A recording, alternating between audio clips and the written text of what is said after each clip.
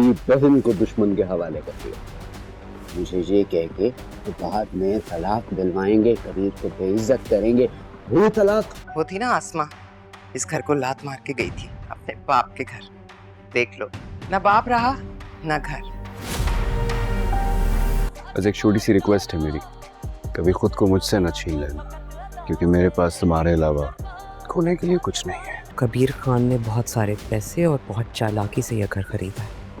अब किसी तरह हमने ये घर उससे वापस लेना। सिकंदर ने ये घर सेठ आदम के पास गिरवी रखवा दिया था। वो ये घर किसी और को बेच रहा था, और अगर वो किसी और को बेच देता तो ये घर तुम्हें कभी नहीं मिलता। कबीर, कबीर आ गया मेरा शेर। दुश्मन के सामने सीसा पिलाई हुई दीवार हो तुम कबीर। उन सब से बचाने के लिए ये घर मैंने खरीद लिया। कैसे? रिया कबीर से हमें यह घर वापस लेके देगी। क्या हुआ? तुम जैसा बेटा होना तो इस दुश्मन पालने में बड़ा मजा आता है। हमने उसे जीतना है, तभी कबीर खान की हार होगी।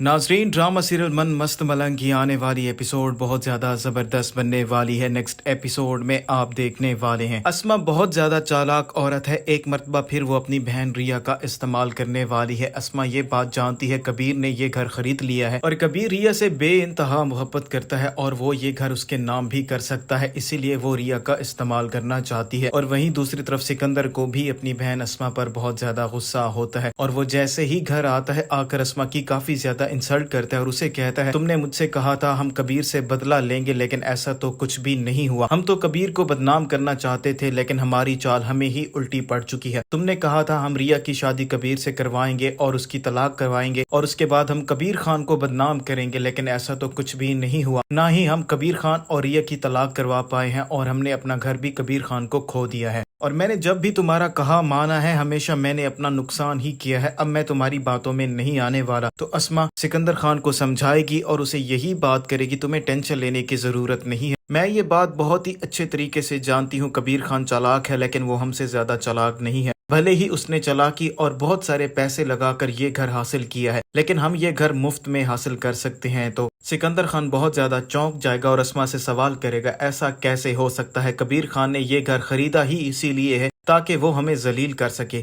तो अस्मा उसे बताएगी मैंने रिया और कबीर की बातें सुनी है और कबीर ने रिया को घर के पेपर्स भी दे दिए हैं और बहुत जल्द ये घर उसके नाम भी कर देगा। और रिया के साथ हमने जो कुछ भी किया है इसकी वजह से रिया हमसे बहुत ज्यादा खफा है और हमें उसका दिल जीतना होगा। जैसे ही हमने रिया का दिल जीत लिया, रिया खुद ब खुद ये घर हमें कबीर खान से दिलवा देगी। सिकंदर खान को इस बात पर यकीन तो नहीं आ रहा होगा, लेकिन सिकंदर खान अपनी बहन अस्मा से कहेगा मैं ये बात नहीं जानता तुम ये कैसे करोगी, लेकिन मुझे हर सूरत में मेरा घर वापस चाहिए। अस्मा मगरमच्छ के आंसू बहाते हुए अपनी बहन रिया के पास जाएगी और जाकर उसे यही कहेगी मैं जानती हूँ तुम कबीर से मोहब्बत करती हो और कबीर तुमसे मोहब्बत करता है, और मैं चाहती हूँ तुम एक मर्तबा कबीर की मोहब्बत को आजमा कर देखो। मैं तुम्हें ये बात यकीन से कह सकती हूँ कबीर कभी भी तुम्हारी आजमाइश पर पूरा नहीं उतरेगा। तो रिया बहुत ज्यादा हैरान हो जाती है और अपनी बहन अस्मा से सवाल करती है आप क्या कहना चाहती हैं, खुलकर बात करें।